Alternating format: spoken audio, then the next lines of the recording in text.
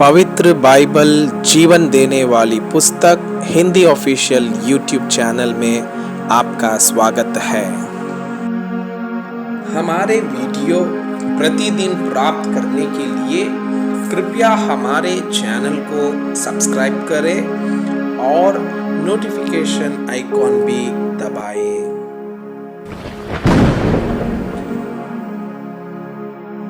आज का पवित्र बाइबल पाठ दूसरा राजाओं के पुस्तक अध्याय 7। तब एलीशा ने कहा, यहोवा का वचन सुनो। यहोवा यों कहता है, कल इसी समय शुम्रोन के फाटक में सहा भर मैदा 1 शेकेल में और 2 सहा जौ भी 1 शेकेल में बिकेगा। तब उस सरदार ने, जिसके हाथ पर राजा तकिया करता था, परमेश्वर के भक्त को उत्तर देकर कहा, सुन, चाहे यहोवा आकाश के झरोखे खोले तो भी क्या ऐसी बात हो सकेगी?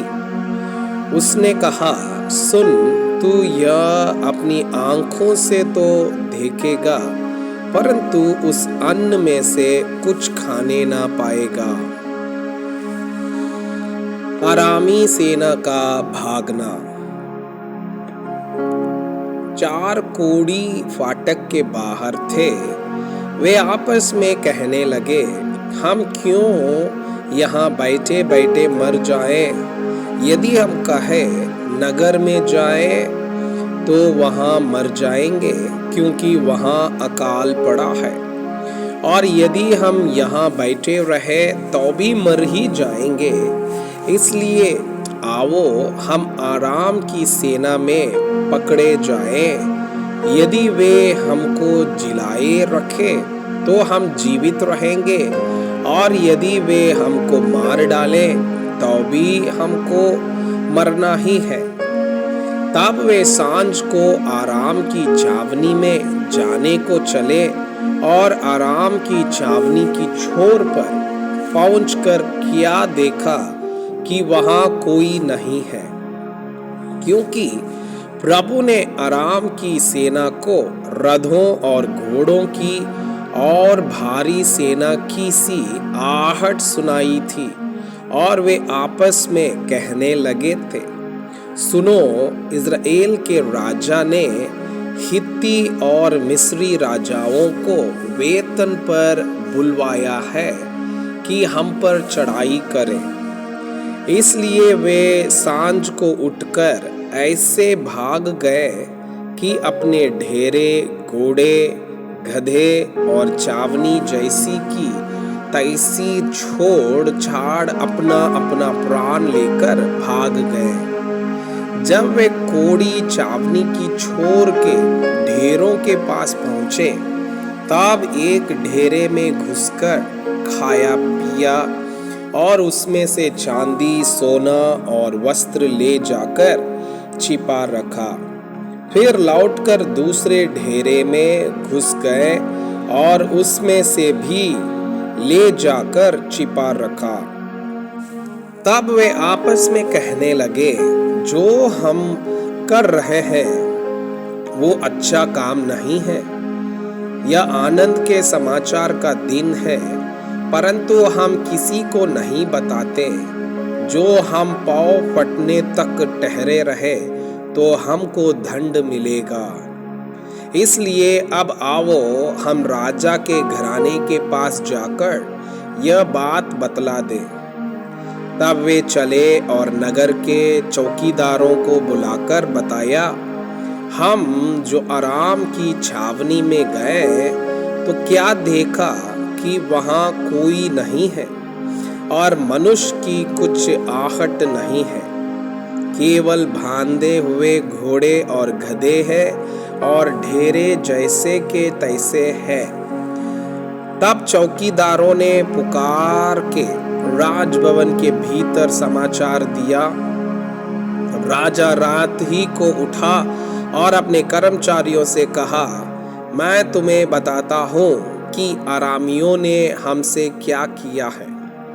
वे जानते हैं कि हम लोग भूखे हैं, इस कारण वे छावनी में से मैदान में छिपने को यह कहकर गए हैं कि जब वे नगर से निकलेंगे तब हम उनको जीवित ही पकड़कर नगर में घुसने पाएंगे। परंतु राजा के किसी कर्मचारी ने उत्तर देकर कहा, जो घोड़े नगर में बच रहे हैं उनमें से लोग 5 घोड़े ले और उनको भेजकर हम हाल जान लें। वे तो इज़राइल की सब भीड़ के समान है जो नगर में रह गई है, वरन इज़राइल की जो भीड़ मर मिट गए हैं वे उसी के समान है। अतः उन्होंने 2 रथ और उनके घोड़े लिए और राजा ने उनको अराम की सेना के पीछे भेजा और कहा, जाओ देखो।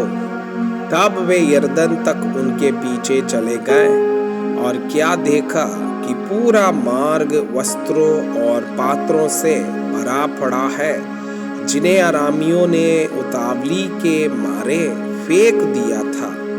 तब दूत लौट आए और राजा से ये कह सुनाया। तब लोगों ने निकलकर अराम के ढेरों को लूट लिया और यहोवा के वचन के अनुसार 1 साहू मैदा 1 शेकेल में और 2 सहा जौ 1 शेकेल में बिकने लगा। अब राजा ने उस सरदार को, जिसके हाथ पर वो तकिया करता था, फाटक का अधिकारी ठहराया। तब वो फाटक में लोगों के पांवों के नीचे दबकर मर गया। यह परमेश्वर के भक्त के उस वचन के अनुसार हुआ जो उसने राजा से उसके यहाँ आने के समय कहा था। परमेश्वर के भक्त ने जैसा राजा से यह कहा था, कल इसी समय शुम्रोन के फाटक में 2 सहा जौ 1 शेकल में और 1 सहा मैदा 1 शेकल में बिकेगा। वैसा ही हुआ।